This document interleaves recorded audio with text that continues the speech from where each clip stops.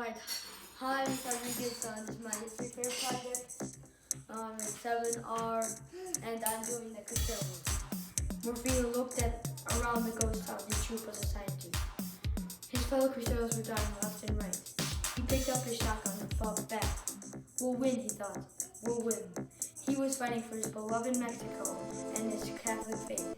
His beloved Mexico was in the hands of President Calles, who hated Catholics. He wanted to erase all Catholics from Mexico. These wars impacted because of Mexican immigration to the U.S. and our church. Before the events of the wars, Mexico was a peaceful and free nation. Many of the citizens can go out for a midday stroll or play outside freely. This stopped when President Calles ran for office. He eventually won the election and became one of the most devastating presidents to ever live in this world. He totally flipped Mexico over, let all the people fall off the country. Calles hated Catholics and wanted to eradicate them. Many of the Mexican Catholics went into hiding to hide from this monster.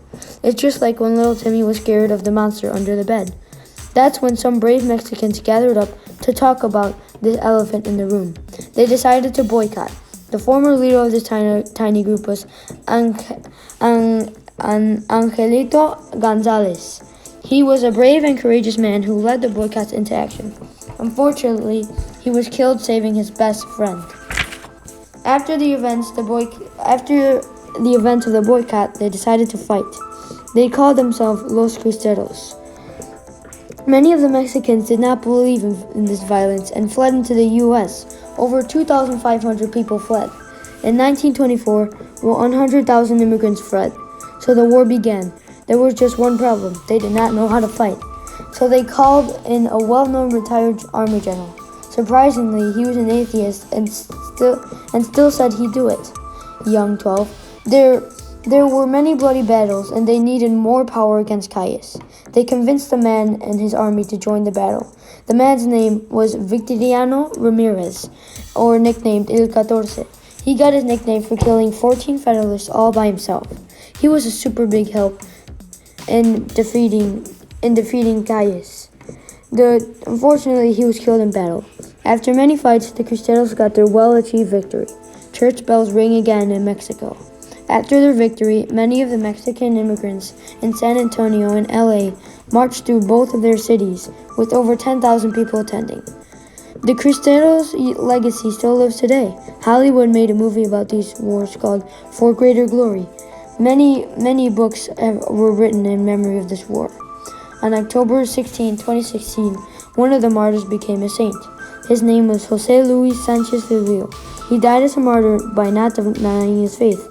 They brutally killed him by cutting the back of his feet right off. They then made him walk to his grave. They asked him to deny his faith and he could go home, but all he would say is, Viva el Cristo Rey.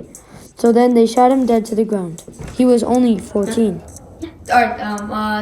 These wars impacted our U.S. because of Mexican immigration to the U.S. Over 100,000 immigrants came here during the wars. So next time you go to church, think about what the Cristeros did for you to be going to church. Alright, thanks for watching my history fair about the Cristero Wars, and I'll see you later. Thanks for watching for Mexico's fight for freedom. Bye bye. Click for more videos.